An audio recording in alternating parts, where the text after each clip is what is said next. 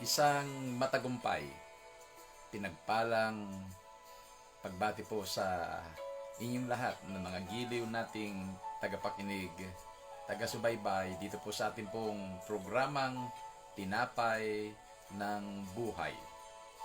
Ilang minutong pagbubulay-bulay sa mga salita po ng ating Panginoon para po sa ating kalakasan, katatagang espiritual. Ito po ang inyong kapatid, si Bishop Vic Rabara. Patuloy po na nag-aanyaya po sa inyo. At nawa po ay mag-like po kayo dito po sa ating pong programa. And salamat po sa mga subscribers po natin sa YouTube channel Vic Rabara. Share this to your loved ones, to your friends, at sila rin naman po ay mapagpala sa mga messages na kanilang maririnig. Maraming salamat po sa inyo pong walang sawang pagsubaybay. Salamat sa inyo pong mga positive complimentary comments sa ating pong programa. Ako'y natutuwa na may mga taga-Italy, taga-US, Singapore, UAE, all over the world ay meron po tayong mga kaibigan sa Facebook na nakakapanood, at salamat po sa ating Panginoon. At yung iba nating mga kapatid na nanonood ay sineshare po nila sa kanilang mga friends, and thank you so much. Lagi kong sinasabi, you are blessed to be a blessing to many. Pinagpala ka ng Panginoon para maging daluyan ka ng pagpapala sa maraming mga tao. Even in small and simple ways that you can, for the glory of God and for the expansion of the kingdom. Sa inyo na mga kapatid, kaibigan dito po sa Pilipinas, Luzon, Visayas at Mindanao, thank you for joining and watching this video message either by live broadcast na ito or mamaya po sa inyo pong rest time, spare time, you have the opportunity to watch this recorded video. Maraming salamat po. Dito sa Esther chapter 3. Esther chapter 3. Babasa po ako ng ilang mga talata. Verse 1. After these things, King Ahasuerus promoted Haman the Agagite, the son of Hammedatha, and advanced him and set his throne above all the officials who were with him. And all the king's servants who were at the king's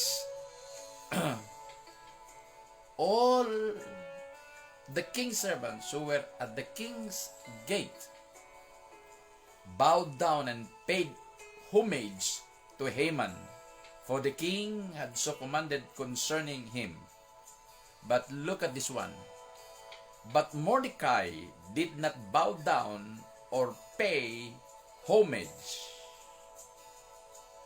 Then verse 3, then the king's servants who were at the king's gate said to Mordecai, why do you transgress the king's command?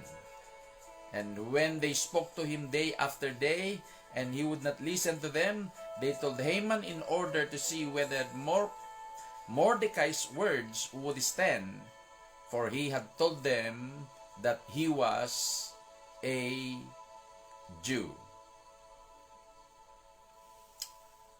Verse 5. And when Haman saw that Mordecai did not bow down or pay homage to him, Haman was filled with fury. Matindi po yung galit ni Haman. Ay shortcut lamang po natin. Basahin ko po ang verse 13 pababa. Letters were sent by couriers to all the king's provinces with instruction to destroy, to kill, and to annihilate all Jews, young and old, women, and children in one day, the 13th day of the 12th month, which is the month of Adar, and to plunder their goods. A copy of the document was sent to be issued as decree in every province by proclamation to all the peoples to be ready for that day. Verse 15. Couriers went out hurriedly by order of the king, and the decree was issued in Susa the citadel, and the king, listen to this, and the king and Haman sat down to drink, but the city of Susa was thrown into confusion. Pinagpala po ng Panginoon ang pagkakabasa po ng kanyang mga salita. A little background, yung hari po, Ahasuerus, ang dati niyang asawa po ay si Queen Vashti. Pero nagkaroon po ng pangyayari kung kaya nga po naipag-utos na patayin si Queen Vashti at naghanap po sila ng magiging kapalit na asawa ng hari. Karoon ng parang contest kung sino yung mapipili po ng hari.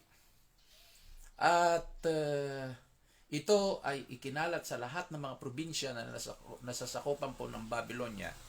And in those years, nandun po yung mga Jews, yung mga Israelita, na naitapon sa Babylon, and nalaman po nila at ito po si Mordecai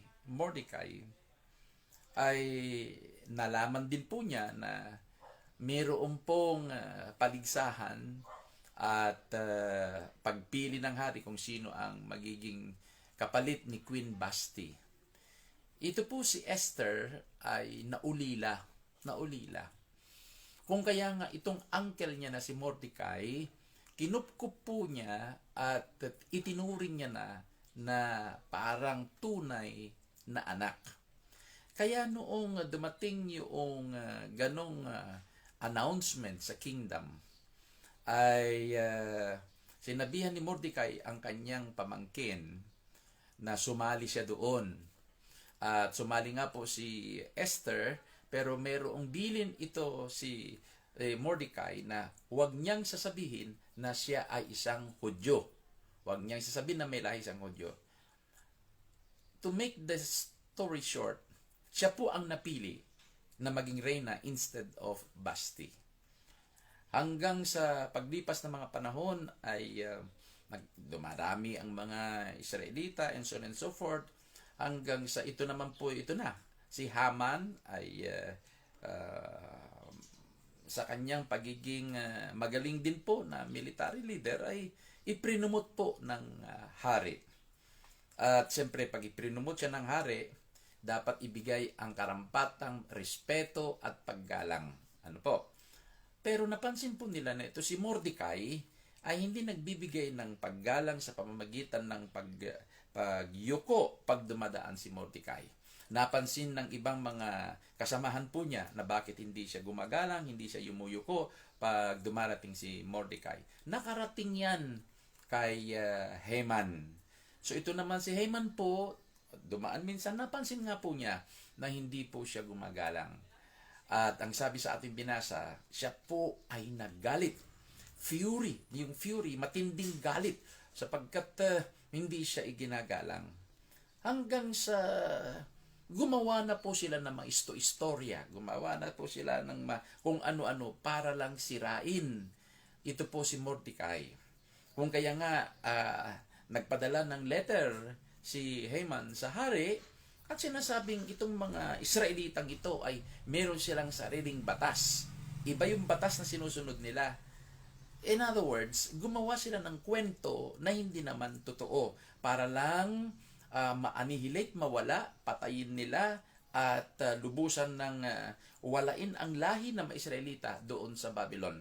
At napaniwala naman po niya ang hari kung kaya gumawa siya ng proclamation decree sa bawat mga probinsya.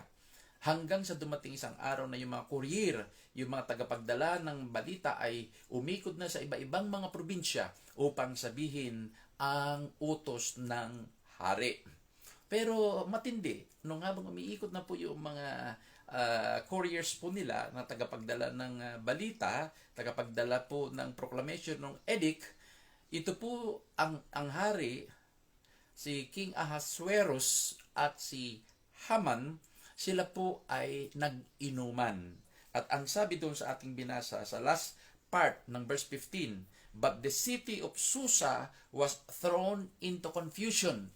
The city of Susa, yun yung capital po ng Babylon, was thrown into confusion. Bakit?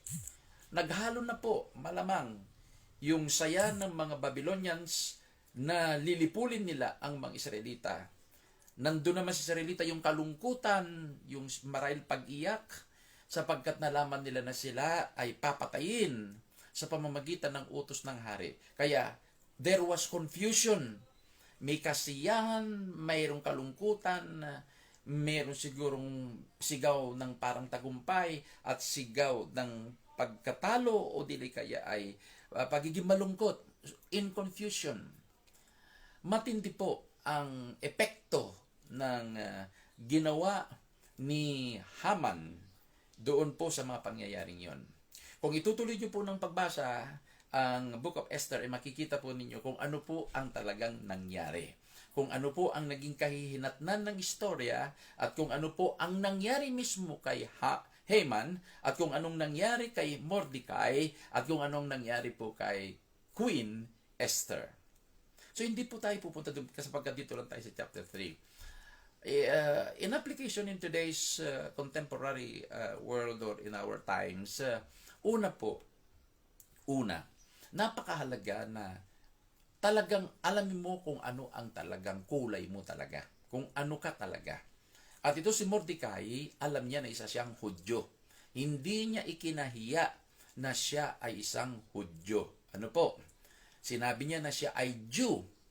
Sabi niya, siya ay Jew. Hindi siya nahiya. Sa panahon po natin ngayon sa ating buhay Kristiyano, huwag natin ikahiya kung anong identity natin, that we are Christians. Huwag tayong makipag-compromise. Huwag tayong maglaro. Either you're a Christian or a non-Christian at all. At kung ikaw ay Kristiyano, huwag kang mahiya na iyong ipakilala, iyong ipahayag that you are a Christian. So napakahalaga that you must know your identity, you must declare your identity. Pangalawa po na nakita ko po dito, yung kahalagahan po talaga ng pagkilala kung sino talaga ang pag-aalayan mo ng galang at respeto. Dapat alam mo, dapat kilalanin mo kung sino yung mga taong karapat-dapat na pag-ukulan ng paggalang, pagrespeto. Especially so, in spiritual context, meron tayong mga spiritual leaders na dapat nating igalang, na dapat tayong magpasakop, na dapat po tayong makinig sa kanila. At meron naman po yung mga hindi nating mga spiritual leaders na nagkukunwari, na nagpapanggap. Well, of course, iba po ang turing natin sa kanila. Mahalaga po yun. Pangatlo po, nakita ko po dito, yung pong, nga po'y deceit and malice. Deceit and malice on the part of Haman. Alam niyo po, mahirap yung merong kang iniisip na plano na merong deceit, merong pandaraya, may pandiling lang, malis, hindi nagiging honest, hindi nagiging totoo. Halimbawa, meron kang ginagawa pero hindi totoo yung ikinukwento mo. Hindi mo ikinukwento na buong buo. Hindi mo ikinukwento ang tama. So nagkakaroon ng deceit and malice na nakakaapekto sa ibang mga tao. So yun yung isang nakita ko po dito na napakahalaga na tayo po ay magiging honest, tayo po ay magiging faithful doon sa talagang totoo na buhay, totoong mga pangyayari, totoong kwento, at huwag tayong mag-fabricate ng mga kwento. Huwag nating dagdagan, huwag nating bawasan ang mga kwento. Kung ano talaga, yun ang ikwento mo. Para sa ganun, hindi magdulot ng confusion. Hindi magdudulot confusion. Kasi, minsan, ikwento natin dito, iba. Tapos, the same person magkukwento. Kwento niya sa iba, iba. Tapos minsan, eto ang kwento niya. Minsan, eto kwento niya. Magkakasalungat yung kwento niya. The same person ang nagkukwento. That brings confusion to people who are listening to you. Kung kaya't napakahalaga that we need to be sincere. We need to be sincere and we need to be honest of what we are sharing to people. So, makikita nyo, as I have said, doon sa buhay ni Haman, kung ano ang naging consequences ng kanyang pagiging deceitful, ng kanyang pagiging mayroong malis ang kanyang mga inisip at ipinarating sa hari. Mga kapatid, mga kaibigan, kung tayo po ay magkukwento, kung tayo po ay merong gustong iparating sa kinaukulan, make sure na yung totoong kwento ang ating sasabihin sa kanila.